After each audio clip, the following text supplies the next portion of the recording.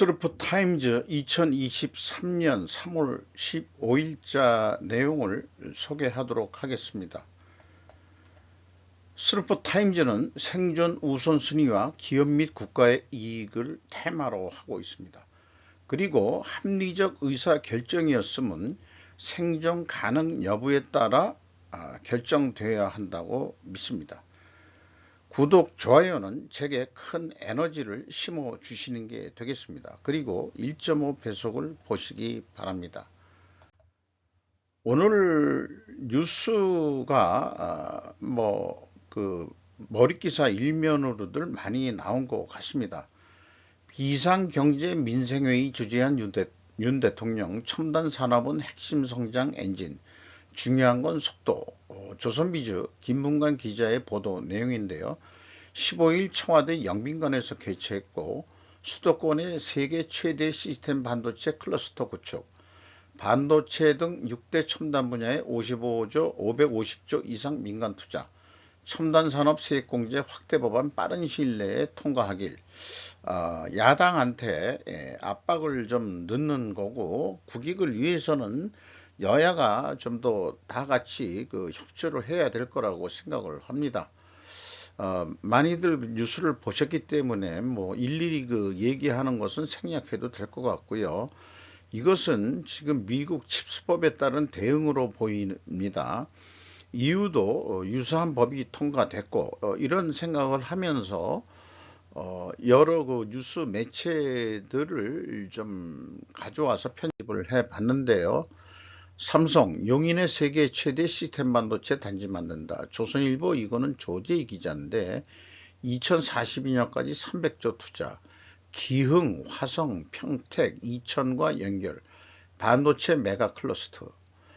이런 거 가지고 혹시 또 부동산 투기하는 사람들은 또 발빠르게 움직일지 어떨지 잘 모르겠습니다만은 그런 게 괜히 또 우려가 되네요.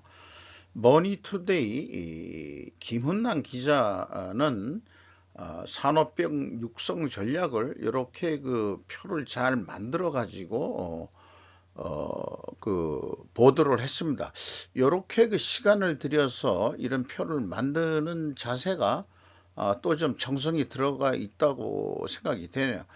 이런 것도 사실은 이지의 디자인 기자라는 협조를 해가지고 보도를 하는 것 같습니다. 첫째가 반도체고, 디스플레이 LCD는 중국 때문에 지금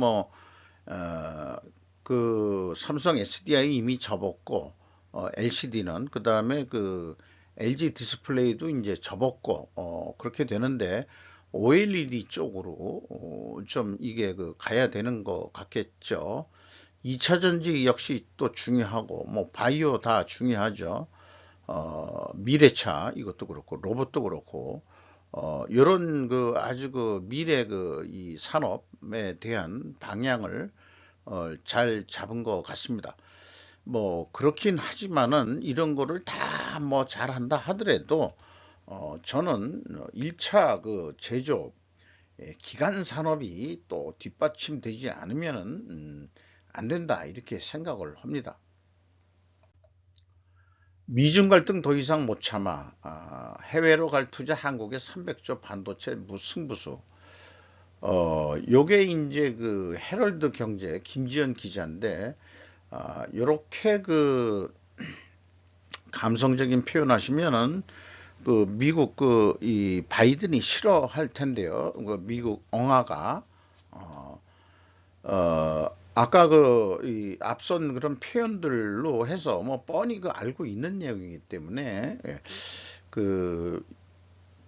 미국에 지라 해놓고서는 그 다음에 세액공제를 받으려면은 되게 까다롭게 가드 레일을 너무 심하게 해가지고 솔직히 투자하려는 말이냐 하는 거고 기업 비밀까지 얘기를 하라. 그 다음에 거기 공정을 미국 정부가 그걸 조사할 수 있어야 되고 등등 참 투자하기 어렵게 만들어 놨습니다. 그게 의도된 건지 어떤지는 모르겠습니다만은 저만 생산을 700조 하고 고용을 160만 명을 유발하겠다.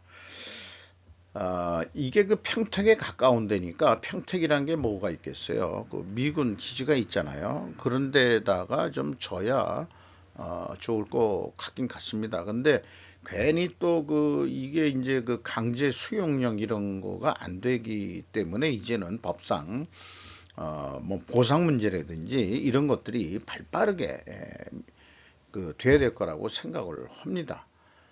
어, 미국과 중국 틈바구니 속에서 이 틈바구니라는 얘기를 이제 좀 안 썼으면 좋겠어요. 이 미국과 중국의 그 갈등을 우리가 어떻게 이 참여하느냐 이런 시기로 좀 써야 되지 않을까 싶은데 그 틈바구니라고 그러지 말고 이 미중 그 바깥에서 볼 때 뭐 이렇게 하든지 그랬으면은 어떨까. 그래서 저는 한국이 미국에 대해 각과 같은 을이 되기를 바람하지 않습니다. 로이타도 취급을 바로 했네요. 삼성전자는 2042년까지 2,300억 달러를 국내 반도체 기지에 투자한다. 요게 이제 이렇게 산뜻하게 기한까지 얘기해서 얘기를 하는 거. 우리나라 물론 이름이 기자입니다만 근데 두 사람의 조이스 리라고 해가지고 이렇게 많이들 그 잘 풀었습니다. 윤 대통령이 최근 칩으로 시작된 경제 전장이라고 그랬는데 워죠, 워 전쟁이라고 표현해도 되고 이렇게 되겠습니다만은 그, 그 정부 입장에서는 이 지원을 많이 하고 또 인프라 또 해줘야 되겠죠. 그래서 그 빨간 글씨로 나와 있는 대로 인공지능 등 전략기술 연구 개발에도 5년간 25조 이상 투자를 하고 그 다음에 그 1,000억 원의 전기 및 수도 인프라도 지원을 해야 될 것이고 어, 그 반도체 만드는데 그 물이 많이 들어간다고 그러네요. 그리고 뭐 근데 그 전기 송전선 뭐 이런 거 설치하는데도 지역 이기주의가 나오고 뭐 이러는 데는 그 제5열들의 이 방해 공장 이런 것도 사전에 이런 걸 하는데 뭐 국토부 그다음에 뭐 산업통상부 뭐 이런 관련된 부서 외에 이 국가정보원도 좀 들어가야 된다고 저는 봅니다. 이런데 뭐 예를 들어서 반대 의견을 부추긴다든지 또 뭐 무리하게 님비 현상 내 땅은 안 돼. 뭐 이런 식의 얘기가 나올 게 뻔하거든요. 이 최첨단 산업 단지를 만드는데 저는 그 충분한 땅이 그렇게 이제 확보가 되려는지 그게 이제 걱정이 됩니다. 과거에 그 평택시장인가 그 야권에 있던 친구가 그 이름은 기억 안 납니다만 평택기지 인근에다가 그 차이나타운 만든다고까지 했는데 그런 것들은 어떻게 잘 되면서 꼭 무슨 국가 뭐 하려고 그러면은 또 이 불온 세력들이 우리나라는 지금 그런 게 오히려 더 걱정인 것 같습니다. 이런 뉴스를 보면서는 그런 것을 사전에 차단하기 위한 작업들이 이 말하자면 국가정보원이라든지 경찰 대공 수사 쪽에서도 좀 활동을 해야 된다. 저는 그렇게 봅니다. 한일 정상회담은 역사를 극복하고 관계를 갱신해야 한다. AP통신이 제목을 가져왔습니다. 역사를 극복하고 좋은 얘기입니다. AP통신이 또 이렇게까지 얘기를 해주니 징용경 해법은 한국의 국익, 야당, 시민단체 반대운동은 국민에게 침투하지 않고 무토 마사토시라고 한국 지한파긴 하죠. 어, 윤 대통령 청년 세대 때문을 거듭 강조했다. 요거 한 가지만 그냥 채택을 했습니다. 그리고 뭐 야당에서는 MZ 세대 타령을 한다. 뭐 그렇게 또 하는데 야당은 왜 한국 전쟁에 중공 인민해방군 참전에 대해서는 끽소리도 안 하고 있느냐 이거죠. 뭐 난 이런 거에 대해서 그 매매 안 들어요. 매매 안 들어요. 어, 이 향후 그 중국하고 거리를 두기 위해서 역사적인 거를 해 봤을 때 그 중공군의 그 참전 때문에라도 우리나라 전쟁이 한국 전쟁이 오래 갔고 그런 등등도 역사적인 사실을 다시 되새김질을 해야 될 겁니다. 그 중국 관계하고를 할 때는 기술 전쟁, 한국이 일본 및 미국과의 이해관계를 밀접하게 조정함에 따라 글로벌 직공급망에서 중국의 위치가 약화될 것이라고 분석가들은 말한다. 이게 그 사우스 차이나 모닝 포스트지인데 이제 한국이 뭔가 이게 한국이 그 주어거든요. 그 이해관계를 밀접하게 조정을 한다 이게요. 한국이. 그래서 그 중국 위치가 약화될 것이라고 분석가들은 말한다. 한국이 그만큼 사실은 힘을 가지고 있다라고 인정을 하는 거죠. 그러니까 이번에 못 참겠다. 좀 이게 그렇죠. 그게 이제 미국의 그 치법이 좀 까다롭게 나오니까 이렇게 그 실력 행사로 제가 생각할 때는 다른 빅딜로 그 첨단 그 방위 산업 쪽에 뭐 F-35 비행기라든지 이런 것들로 좀 빅딜을 할 수 있는 걸 생각해 봤었는데 그게 아니고 전공법을 쓴 것 같습니다. 그럼에도 불구하고 그 전에 이런 전공법을 쓰기 전에 이 편집 내용에는 없지만 한국이 다시 F-35A, B가 이제 수륙 양용 그 수직 이륙하는 거고 F-35A를 더 추가로 많이 들어오기로 했죠. 그러면 그런 게 이륙하기 위해서는 항공모함에 경항공모함이 아니고 그 다음에 그 항공모함으로 갈 가능성이 있다. 이거가 다 연결되는 얘기입니다. 그러니까 미국 돈 벌어 줄 테니까 우리 그 더 샀게 그 F-35A 더 샀게 그리고 항공모함도 조금 그 대신 좀 만드는데 좀 도와줘. 영국도 도와주겠다고 그러는 것 같은데 뭐 이런 식으로 좀 나가는 게 지금 방향을 좀 바로 잡지 않았겠느냐 이렇게 판단이 됩니다. 어, 일본 니폰 스틸에 대한 뉴스가 나왔는데요. 이것은 제가 현대제철 그 슬퍼 분석 내용 할 때 좀 별도 얘기를 했습니다. 왜 그러냐 그러면은 재고 평가 차이라는 것을 인식해서 철강 업체들은 그 원가 손익 계산보다도 사실 그 경영 설정을 얘기하는 데는 재고 평가 차이 등을 제외한 것을 가지고 한다고 한다면은 결국은 그 가공비 배부 재고자산 아니 가공비 배부에 대한 얘기는 언급은 못하는 수준이지만은 그 개념은 알겠다 이거예요. 그래서 이런 거로 그 생각을 했을 때 스루프 회계가 이제 좀 뭐 좀 더 소개를 해야 되지 않겠느냐 이런 생각을 합니다. 뭐 이렇게까지 그 뉴스가 나왔는데 제 생각은 원재료도 이동평균법으로 해야 합리적이다. 일본 제철이 아직도 총평균법으로 하고 한다고 하면 정근대적이다. 더 중요한 것은 국내에서도 이동평균법으로 하되 재고자산 평가손실 환입 작업을 중단해야 한다고 동조하게 됩니다. 이동평균법은 원재료에도 옛날에는 대부분 총평균법을 했는데 최근에는 월차결산 등등을 다 하기 때문에 이동평균법으로 보는 것이 바람직할 것입니다. 그러면은 현 시세를 그때그때 다 반영하는 손익 계산을 하게 되니까 오차가 경영 성적 오차가 줄어들 것이라고 생각합니다. 이런 생각을 해보니까 일본의 경영자가 그런 생각을 가지고 있다면은 일본 청강학자가 이런 것을 중시한다면 일본 제철의 스루프 손익을 제한해서 좀 팔아볼까 하는 생각이 나는데 아니죠. 그 현대 제철부터 좀 해야 되지 않을까 싶습니다.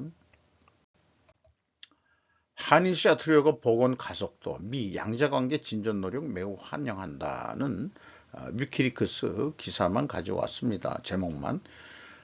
도쿄 주식 610행 하락, 금리도 저하, 미국 은행 파탄으로 리스크 회피를 하는 결과로 이런 내용이 나왔다 그런 얘기고요. 이게 그 AI가 번역할 때 배타적 서울시장 북한의 위협에 맞설 한국 핵무기 요구 이렇게 얘기했는데 그 로이타에서 그 인터뷰를 한 것 같습니다. 신현희 기자가. 근데 이 배타적이라는 게 그 AI가 이렇게 번역을 했는데 뭐 독점이라고도 하지만은 이게 그러니까 그 독점 뉴스 그러니까 이제 그 단독 이런 우리나라에서는 단독 이렇게 얘기하는 익스클루시브인가 그렇게 원어는 돼 있어요. 그러니까 로이터가 독점 공개 보도한다 이런 얘기로 되겠습니다. 이 배타적이라는 게 이제 독점적이다 이런 얘기인 것 같습니다. 결국 서울시장 오세훈 시장도 조금 거들고 있는 거예요. 주변에서 그걸 뭐라고 그러죠? 그 주변에서 붙여주는 거. 그래가지고 이게 미국이 야 그 저 서울시장도 그렇고 뭐 그러면은 윤 대통령만 얘기하는 게 아니네. 한국 국민의 여론이 그러면은 그 어떻게 할 거냐? 뭐 이런 그 걱정을 하게 만드는 거, 그 유효한 어, 어떻게 생각하면은 유효한 심리전이라고 봅니다. 물론 미국이 한국이 핵 개발을 하는 거에서는 여전히 반대하겠지만은 많은 국제적인 여론이 한국이 갖겠다 그러면 일본도 갖겠다 그럴 거고 지금은 뭐 오히려 일본이 한국 눈치를 좀 보고 한일 교류가 이렇게 되는데 이건 뭐 미국이 베트남전에서 빠질 때 이런 거 생각하고 그러면은 어, 뭐 그런 이유도 들어서라도 그렇고 금방 어떻게 그 대응이 되겠느냐 뭐 이런 거 걱정도 하게 되는 거니까 이런 의견이 나왔다는 게 저는 일단 의견이 나왔다는 게 중요합니다. 서울시장도. 근데 그 이 다른 그 이 기사 내용에 보면은 차기 우리나라 그 대선 내 유력한 후보다라는 점을 또 이렇게 또 들고 있더라고요. 기사 내용에. 그래서 취재했는지 모르지만 근데 뭐 사람들한테 의견을 들어보면은 오세훈 시장은 뭔가 그 자기가 서울시장 할 때 꼭 무슨 큰 건을 좀 만들고 싶어 가지고 뭐 대형 그 관광 링인가 그거를 뭐 하늘공원에다가 만들겠다 뭐 한다 그래가지고 그 재원이 다 어디서 나올지 걱정입니다. 바이든 중국에 대응하기 위한 잠수함 협정의 세부 사항을 공개하기 위해 호주와 영국 주최 뭐 이렇게 했는데 관련 뉴스들을 찾아보면은 영국의 리시 수낙 수상은 중국은 세계 질서에 대한 시스템적 도전이라고 말한다. 시스템적 도전. 자, 요게 개념이 참 표현이 좀 그렇습니다. 그좀 익숙해져야 되겠네요. 영국은 중국에 도전하기 위해 잠수함 함대를 2배로 공격하라고 말했다. 그 2배로 생산하라 이런 뜻으로 되어 있습니다. 내용은. 현재 영국은 아수투투급 사냥꾼 살상선 7척을 건조하고 있으며 1척당 14억 파운드가 든다. 요거 호주에 팔라고 그러는 것 같아요. 호주, 어, 호주 주입니다. 그 주에서 첫 오코스 핵 잠수함 해외 건조 가능이라는 발표를 또 했고요.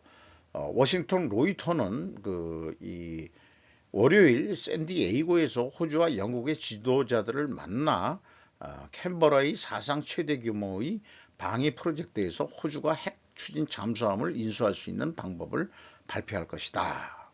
이렇게 했죠. 프랑스가 그 핵잠수함 팔아먹으려다가 돼가지고 좀 뿔이 났었는데 영국이 이제 대신 팔아먹을 수가 있게 될 것 같네요. 향후 호주도 핵 잠수함 만들 능력이 뭐 될려나 어떨까라 모르겠습니다.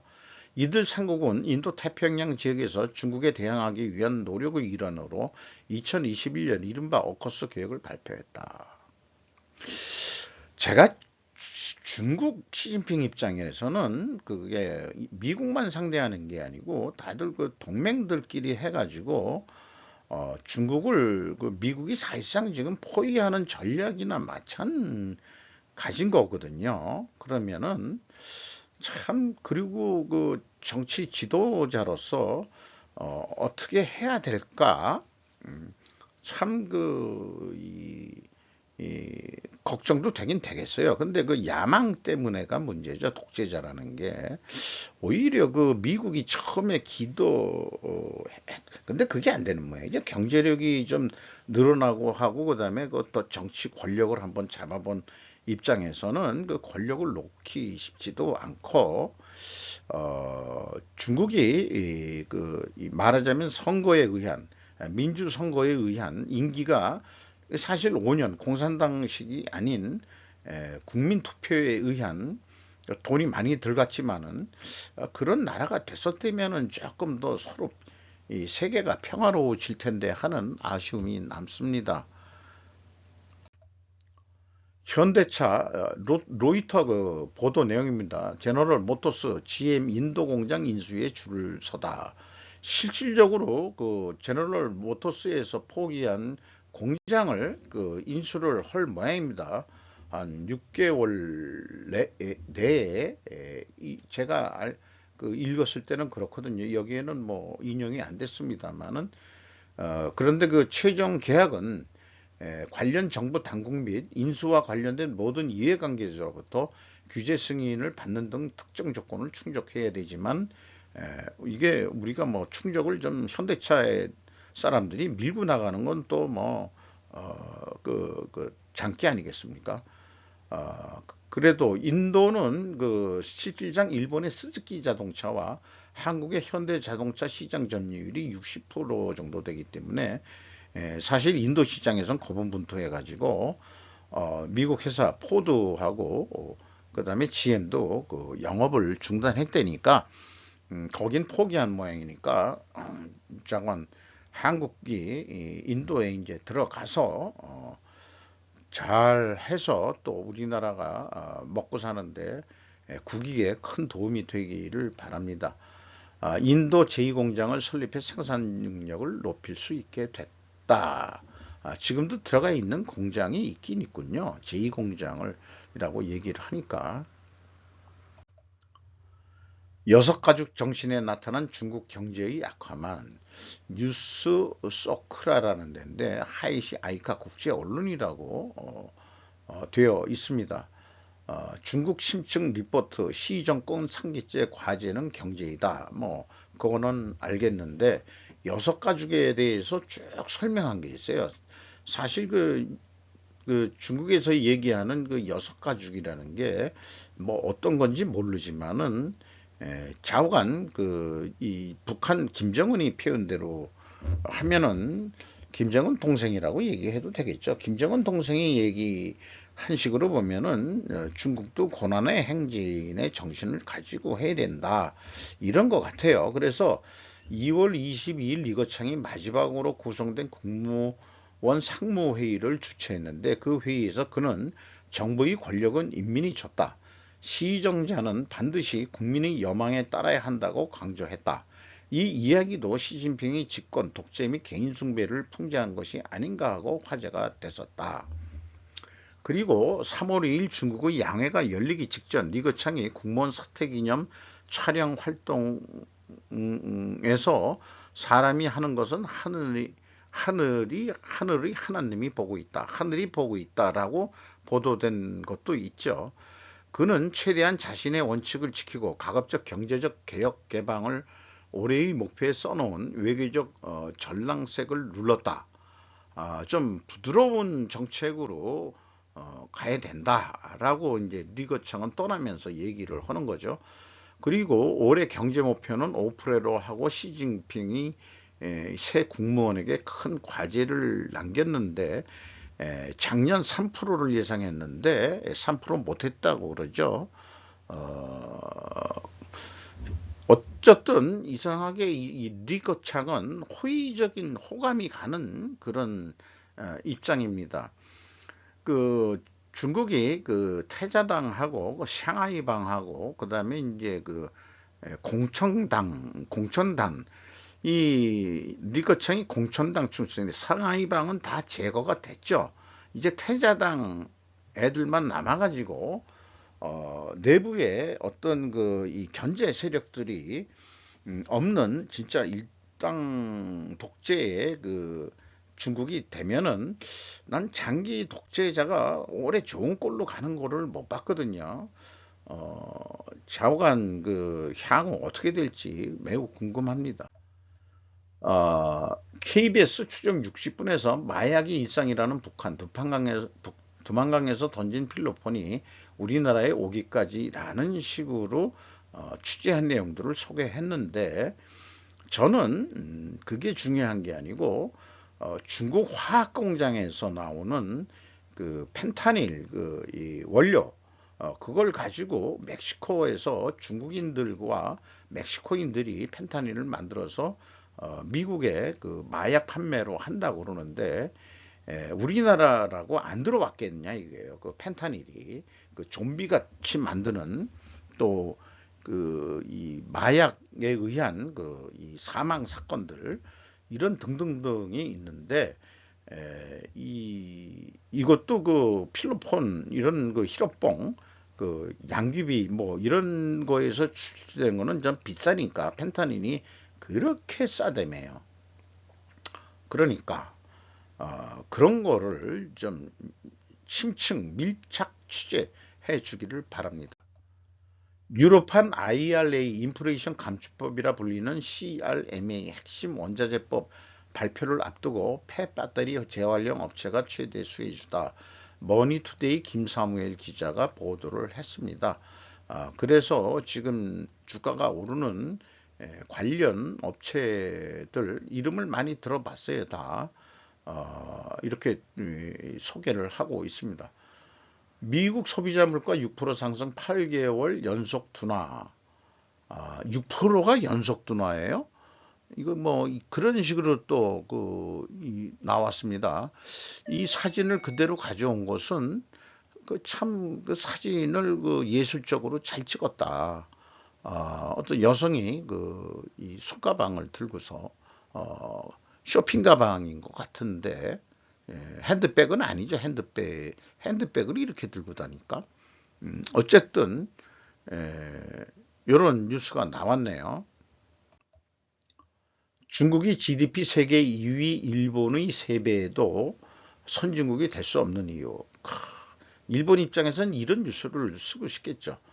환동사 골드 온라인에서 했는데 중국은 왜 가파른 경제 성장이 생겼나? 1978년부터 덩 샤오핑의 주도 아래 개혁개방 정책을 실시했다. 경제 특구 설치하고 인민공사를 해체했다.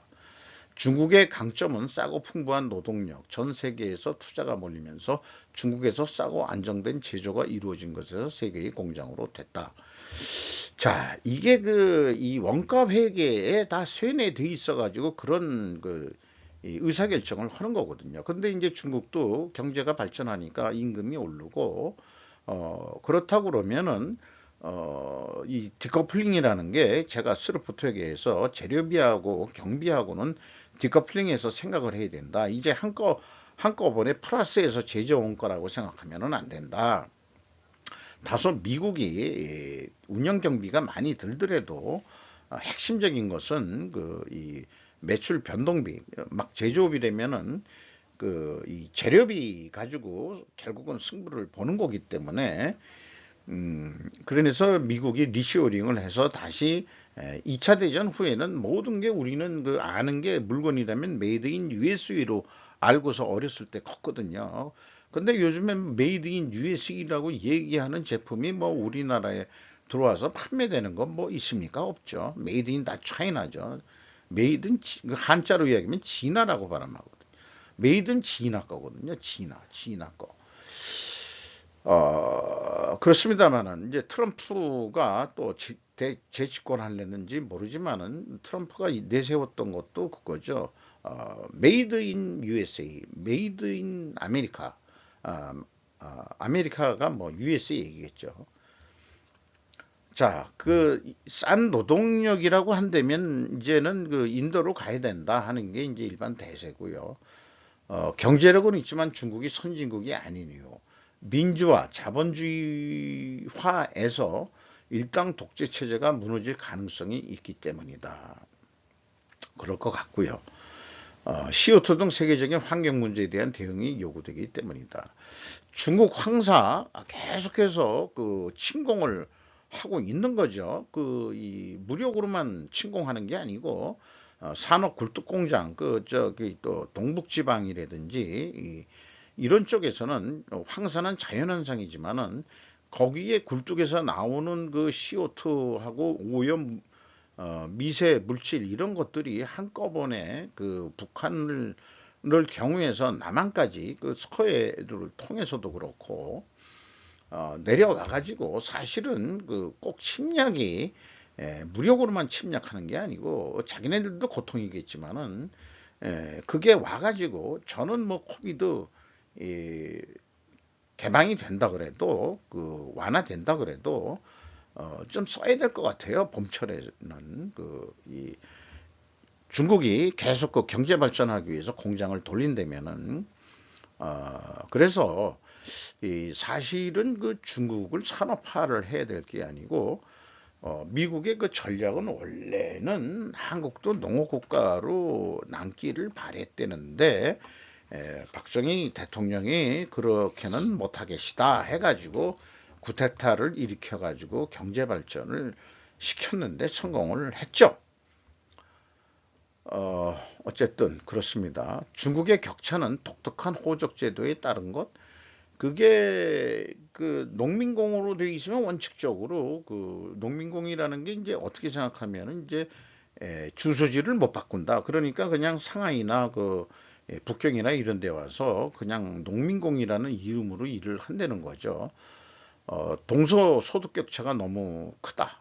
우리나라도 동서 소득 격차가 심하다라고 해가지고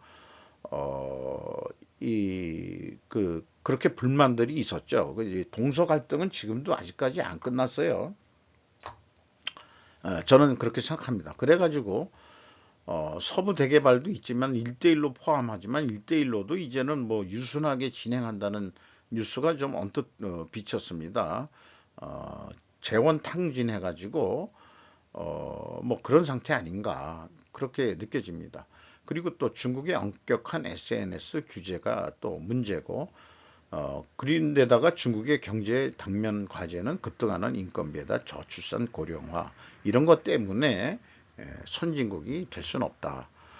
동아시아 경제 발전이나 안전 보장을 담보하기 위해서는 미국이나 한국, 오세아니아 국가와 연계하고 외교 관계를 방향을 지어 나갈 필요가 있다. 그래서 이렇게 이 한국 또 자기네들 일본 입장에서는 한국, 오세아니아 뭐 이렇게 말하자면 협력, 동맹 관계까지 가면은 더 좋은 거죠. 그렇게 또 풀어내고 있습니다. 이 작가가 DJ 노비라는 필명인데 사실은 어른도 모르는 투성이의 경제가 알면 최강이라는 책을 소개하면서 이런 얘기를 하고 있습니다. 미국, 중국의 패권 다툼 그 강화할 미래라고 또 동양경제 온라인에서 타무라 고우타 로우라고 국립 싱가포르 대학에서 교수를 하고 있는 사람인데요. 인류사에서 가장 긴 고도 경제 성장을 달성하고 인류 사상 최대 규모의 국민을 빈곤으로부터 탈출시킨 점은 중국에 나는 경의를 가지지만 향후는 고령화 인구 감소와 지구 온난화와 심각한 부채 문제 등이 중국 경제를 덮친다. 중국은 중진국 함정에 빠져서 2060년대까지 미국 경제를 빠지지 않게 된다고 한다. 이게 뭔 뜻인지 모르겠네. 중국이 자국의 미래에 비관적으로 될수록 푸틴 씨 같은 공포와 명예를 서두른 폭거에 나올 가능성이 있다. 여기는 요주의다 이런 얘기죠. 그러니까 대만을 이 집권을 위해서 그 경제가 안 좋으면은 그 국민들의 관심을 돌리기 위해서 애국을 내세워서 이 한민족이라는 한화족이라는 그 하나의 국가 이런 거를 위해서 대만을 침공할 가능성도 없지 않다 이렇게 얘기하는데 아마 그 결론부터 말하면은 현 시점에서는 중국이 대만을 무력으로 통합하기 위해서 군사 침공을 개시할 가능성은 낮다고 본다. 이 결론 부분만 가져온 거예요. 매우 그 몇 페이지나 되는 건데 물론 과거의 위대한 정치가의 말처럼 중도한 행사 정도로 미래에는 지금 예상하지 못한 것밖에 일어나지 않는다. 지금 예상한 거는 안 일어나고 예상하지 못한 거 그게 일어나게 돼 있다. 그러니까 어떻게 될지 모른다. 대만 침공 안 할 거다고 생각하지만 침공은 일어날 수도 있다. 그 얘기로 풀어 매기고 있습니다. 지금으로서 확률은 낮긴 해도 정말 무엇인가 일어날지도 모른다. 그렇죠. 확신 있는 예측을 하기는 어렵겠죠. 아무리 뭐 대학 교수고 전문적인 그런 사람이라 하더라도 그러니까 이런 그 불확실한 말하자면은 서술을 할 수밖에 없는 거라고 생각하는데 그래놓고 왜 사진은 미국과 중국의 그 국기를 내놓고 좌우에는 또 왜 한국하고 왜 북한 인공기를 왜 표시했냐 이게. 그러면은 이 사람이 그 일본인 아니에요. 그러면은 대만은 경제적으로 그 일본하고 매우 긴밀하고 또 식민 통치를 사실은 70년 이상 해가지고 어떻게 잘해줬는지 모르지만 한국하고 달라가지고 대만 사람들이 친일적이거든요. 물론 이제 반대파도 있겠지만은 대부분 일본 가서 유학한 해서 갔다 온 사람들이 대만을 많이 지배층을 형성하고 있었고 뭐 그런 게 있으니까 또 그런지 모르지만은 이 사진을 이것을 낸 걸 보면은 한반도에서 제2의 전쟁이 일어나야 자기네들이 돈을 번다는 거를 한반도 전쟁 때문에 일본이 일어섰지 만약 한반도 전쟁이 한국 전쟁이 없었다면은 일본은 경제 발전의 기초를 다시 다질 수 없었을 거예요. 왜냐하면은 메가더 사령부가 아예 그 산업 시설 자체를 깡그리 폐쇄해버리고 그 농업국가나 해먹고 살아라라고 했던 게 미국 그 메가더 정권의 이 정책이었거든요. 근데 한반도 전쟁이 일어나면서 한국 전쟁이 일어나면서 어쩔 수 없이 군수 물자를 조달해야 되니까 공장 다시 돌려 이래 가지고 일본이 일어섰다는 거에 대해서는 스스로들 인식을 해서 그렇게 얘기하는 일본 지식인 엘리트들은 별로 못 봤어요. 근데 뭐 아무튼 어디서 나오기는 한 것 같기는 하지만은 사실은 그 한국 전쟁 때문에 일본이 다시 산업국가화 되는데 말하자면은 모멘텀이 됐다. 기폭제가 됐다. 이렇게 이제 얘기하기도 합니다. 오늘 조금이라도 일찍 끝낼 수 있어서 다행이었습니다. 간략하게 핵심 주제만 하는 거로 너무 이 편집 욕심이 많아가지고 하는 거였습니다만 잘 그 주제 관리라기보다도 매일매일의 뉴스 속에서 생존과 그다음에 국가의 이익과 관계되는 것들로 편집을 해서 이것도 지속적으로 진행을 하겠습니다. 슬럼프 분석 뉴스도 좀 잘 봐주시기 바라고요. 다시 한번 그 구독, 좋아요 꼭 부탁드립니다. 책에 힘을 크게 실어 주시는 것이니까요. 마치도록 하겠습니다. 감사합니다.